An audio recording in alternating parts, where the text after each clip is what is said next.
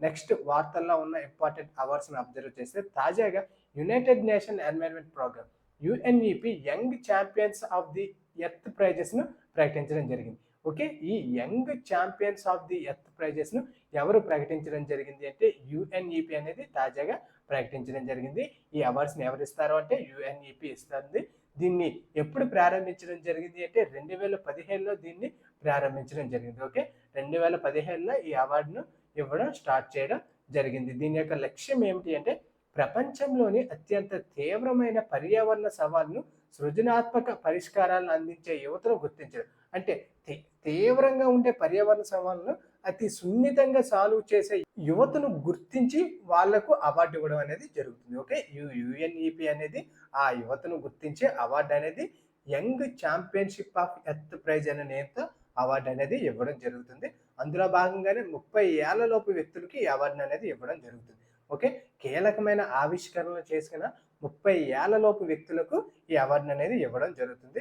అందులో భాగంగా ఏ ఏరియాస్ పై ఫోకస్ చేయడం జరుగుతుంది అంటే వాతావరణ మార్పు, వ్యర్థ నిర్వహణ, నీటి సంరక్షణ, పునరుత్పాదక శక్తి వంటి అంశాల్లో ప్రభావవంతమైన ఆవిష్కరణలు చేసిన వారికి ఈ అవార్డు అనేది ఇవ్వడం జరుగుతుంది.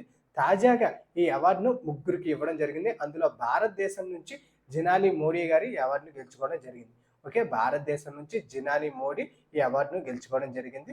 ఇతను చేసిన ప్రాజెక్ట్ ఏమిటి అంటే అరటి పంట వ్యర్థాల నుంచి ప్రత్యామ్నాయ తోలును తయారు చేయడం జరిగింది. ఓకే, అరటి పంట వ్యర్థాల నుంచి, అరటి పంట వేస్టేజెస్ నుంచి తోలును తయారు చేయడం జరిగింది. అదే కెన్యాకు చెందిన జోసఫ్ వాటర్ హైసింతా అక్రమ జాతి ఇన్వేజివ్ ఏలియన్ స్పెసిస్ అయిన వాటర్ హైసింతా నుంచి ప్యాకేజింగ్ బ్యాగులు మరియు బయోడిగ్రేడబుల్ విత్తన రేపలను తయారు చేయడం జరిగింది. ఓకే, ఈ వాటర్ హైసింతాను ఉపయోగించి ప్యాకేజింగ్ బ్యాగులు మరియు బయోడిగ్రేడబుల్ ర్యాపర్లుగా మార్చడం జరిగింది. అదే యునైటెడ్ స్టేట్స్కి చెందిన నోయమి ఫ్లోరియా బూడిద నీటిని తాగునీరుగా మార్చే కాంపాక్ట్ పునర్వినియోగ వ్యవస్థను అభివృద్ధి చేయడం జరిగింది. ఓకే, యునైటెడ్ స్టేట్స్కి చెందిన ఈ నోమియా బూడిద నీటిని తాగునీరుగా మార్చే కాంపాక్ట్ పునర్వినియోగ వ్యవస్థను అభివృద్ధి చేయడం జరిగింది. ఓకే, ఇక్కడ అవార్డ్స్ అనేది భారతదేశం నుంచి జినాలి మోడీ, కెన్యా నుంచి జోసఫ్, యునైటెడ్ స్టేట్స్ నుంచి నోయమి గెలుచుకోవడం జరిగింది.